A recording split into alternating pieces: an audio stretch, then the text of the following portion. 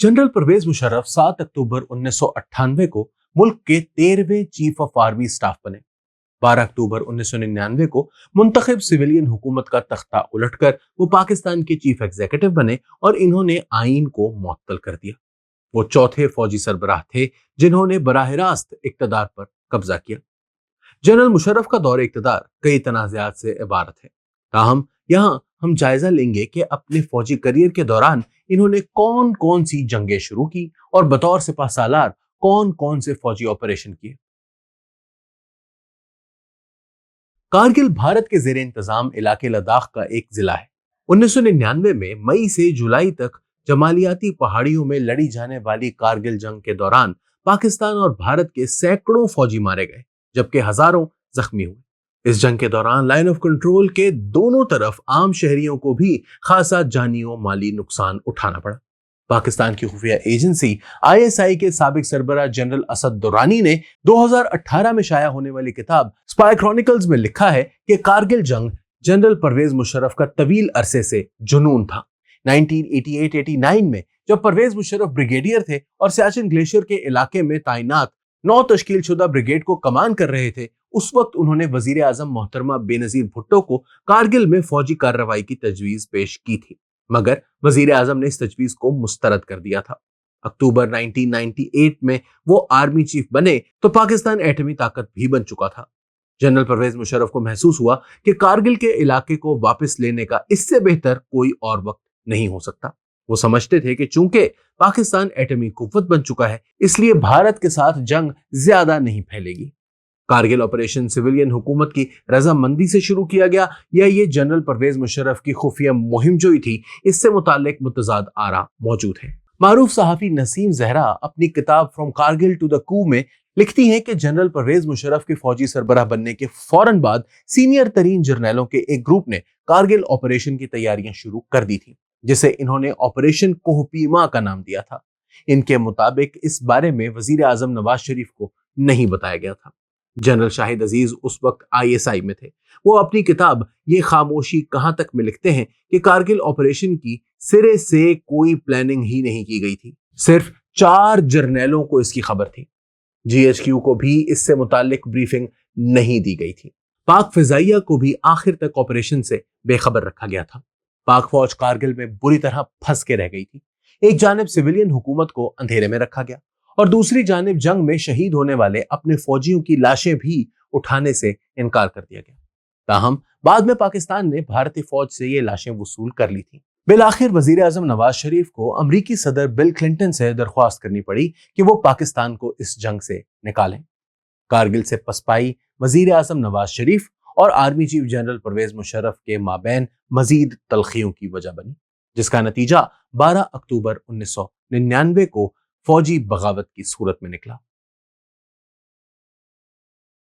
11 सितंबर 2001 को 2 तैयारे अमेरिका में वर्ल्ड ट्रेड सेंटर से टकराए, जिनमें सैकड़ों लोग हलाक हो गए। अमेरिका की जानिब से कहा गया कि ये तैयारे दहशतगर्द तंजीम अल कायदा की जानिब से अगवा करके वर्ल्ड ट्रेड सेंटर से टकराए गए हैं। ये वो वक्त था जब अफगानिस्तान में तालिबान की हुकूमत थी और इन्होंने अल कायदा की क़यादत को अपने यहाँ पनाह दे रखी थी। दहशतगर्दी के खिलाफ जंग में अमेरिका ने पाकिस्तान को भी अपना इत्तेहादी बना लिया और अफगान तालिबान के खिलाफ जंग में पाकिस्तान ने अमेरिका की भरपूर मुआवनत की। पाकिस्तान इस जंग में शामिल हुआ तो नेटो अफवाज को पाकिस्तान में जमीनी रास्ता दे दिया गया। पाकिस्तान ने अपने हवाई अड्डे अमेरिकी अफवाज के हवाले कर दिए। जनरल परवेज मुशर्रफ ने कई पाकिस्तानी और अफगान शहरियों को तावान के बदले अमेरिका के हवाले किया। इस जंग के दौरान पाकिस्तान को डॉलर तो मिले, मगर इसी दौरान पाकिस्तान के अपने इलाकों में ड्रोन हमले शुरू हो गए। जबरी गुमशुदगियों में इजाफा हुआ। अफगानिस्तान से दहशतगर्द भागकर पाकिस्तान में दाखिल हुए और इन्हें यहां पनाह भी दी गई। लाखों की तादाद में आम पाकिस्तानी शहरी और पाक फौज के अहलकार भी इस जंग का ईंधन बने। यहां से शुरू होने वाला दहशतगर्दी का सिलसिला आज तक जारी है। अफगानिस्तान पर हमले के वक्त मुबैना तौर पर बहुत से अल कायदा दहशतगर्द पाक अफगान सरहद अबूर करके शुमाली वजीरिस्तान में पनाह लेने में कामयाब हो गए। इन दहशतगर्दों को पाकिस्तान में दाखिल होने से रोका नहीं गया और बाद में इन्हीं के खिलाफ पाक फौज को ऑपरेशन करना पड़ा। جس کی زد میں عام شہری بھی آئے۔ دہشت گردوں کے خلاف ہونے والے ان آپریشنز کا سلسلہ 2004 میں شمالی وزیرستان سے شروع ہوا اور آہستہ آہستہ جنوبی وزیرستان، باجوڑ ایجنسی، اورکزئی ایجنسی اور خیبر ایجنسی تک پھیل گیا۔ جولائی 2007 میں اسلام آباد کی لال مسجد اور جامعہ حفصہ میں جنرل پرویز مشرف کے حکم پر فوج نے آپریشن کیا، جسے آپریشن سائلنس کا نام دیا گیا۔ جنرل پرویز مشرف اس آپریشن کے ذریعے دنیا کو پیغام دینا چاہتے تھے کہ دہشت گردی کے خلاف جنگ میں وہ سنجیدہ ہیں اور پاکستان میں اگر وہ اقتدار میں نہ رہے تو ملک پر دہشت گرد قبضہ کر لیں گے۔ تاہم ان کے اس آپریشن پر کئی سوال بھی اٹھے۔ پہلا سوال تو یہ تھا کہ ریاستی اداروں کی عین ناک کے نیچے واقع لال مسجد میں اتنی بھاری مقدار میں اسلحہ جمع کیسے ہونے دیا گیا؟ اور پھر چودھری شجاعت حسین کا یہ بیان بھی آپریشن کو متنازع بناتا ہے کہ لال مسجد انتظامیہ کے ساتھ معاملات مذاکرات کی سطح پر حل ہو چکے تھے، مگر اس کے باوجود نہ جانے کیوں آپریشن کا حکم دیا گیا۔ آپریشن سائلنس کا سب سے بڑا نقصان یہ ہوا کہ اس کے رد عمل میں طالبان جنگجوؤں کی ایک نئی تنظیم وجود میں آئی، جسے اب تحریک طالبان پاکستان یا TTP کے نام سے جانا جاتا ہے۔ TTP نے تب سے ریاستی اداروں کے اہلکاروں اور عام شہریوں پر متعدد حملے کیے ہیں اور فوجی تنصیبات کو بھی نشانہ بنایا ہے۔ 2007 میں خیبر پختونخوا کے ضلع سوات میں جنرل پرویز مشرف نے تحریک طالبان پاکستان کے خلاف پہلا بڑا فوجی آپریشن راہ حق کے نام سے شروع کیا۔ اس آپریشن کے باعث ضلع سوات کے لوگوں کو گھر بار چھوڑ کر دوسرے علاقوں میں جانا پڑا اور بڑے پیمانے پر جانی اور مالی نقصان بھی ہوا۔ دہشت گردی کے خلاف جنگ میں امریکہ کا اتحادی بننے کی پاداش میں افغان طالبان نے جہاں پاکستان کو نشانے پر رکھ لیا اور لال مسجد پر آپریشن کے بعد بننے والی تحریک طالبان پاکستان جس طرح پاکستانی قانون نافذ کرنے والے اداروں کے درپے ہو گئی، اسی طرح جنرل پرویز مشرف کے بلوچستان میں کیے گئے ایک آپریشن نے بلوچستان میں شدت پسندی اور نفرت کے ماحول کو مزید سنگین بنا دیا۔ ڈاکٹر شازیہ مری ریپ کیس مشرف دور کی ایک تلخ یاد ہے۔ اس واقعے نے بلوچستان کے عوام کے احساس محرومی میں اضافہ کیا۔ جنرل مشرف نے بلوچ قبائل پر فوج کشی کی اور ایک بیان میں پاکستان کے سابق وزیر داخلہ اور بلوچستان کے سابق گورنر نواب اکبر بگٹی کو مخاطب کرتے ہوئے کہا کہ ہم تمہیں وہاں سے ماریں گے کہ پتہ بھی نہیں چلے گا کہ کیا آ کر لگا ہے۔